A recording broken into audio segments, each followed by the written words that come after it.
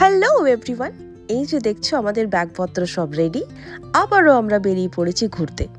এই যে আমস্টারডাম স্লটারডাইকে নেমে পড়েছি। ওই যে বাস স্টপেজ, বাসের মধ্যে সাগর সব লাগেজপত্র তুলে দিয়ে এবার আমরা বাসে উঠে পড়েছি। সাগর এখন সিট খুঁজছে।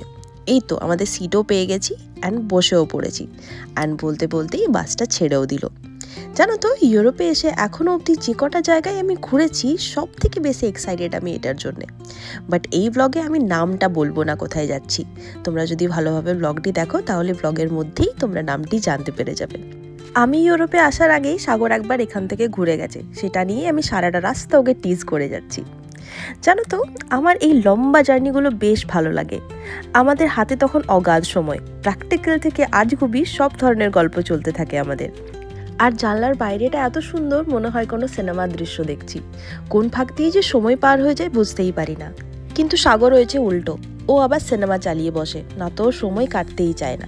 কিন্তু আমার বাসে বসে একদম সিনেমা দেখতে ভালো লাগে না।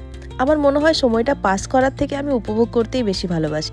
এই জার্নিটা ছিল আমাদের 7 ঘন্টার মতো। মাঝে মধ্যে বাস যখন একটু আধটু দাঁড়াচ্ছিল গ্যাস স্টেশনে, তখন নেমে একটু হাত পা ছাড়িয়ে নিচ্ছিলাম। আর এই দেখো, আমরা এবার ঢুকে পড়েছি স্বপ্নের শহরে। আচ্ছা, তোমরা কি এখন অবধি বুঝতে পেরেছো আমরা কোথায় এলাম? বুঝতে পারলে কিন্তু কমেন্টে নিশ্চয়ই জানিও।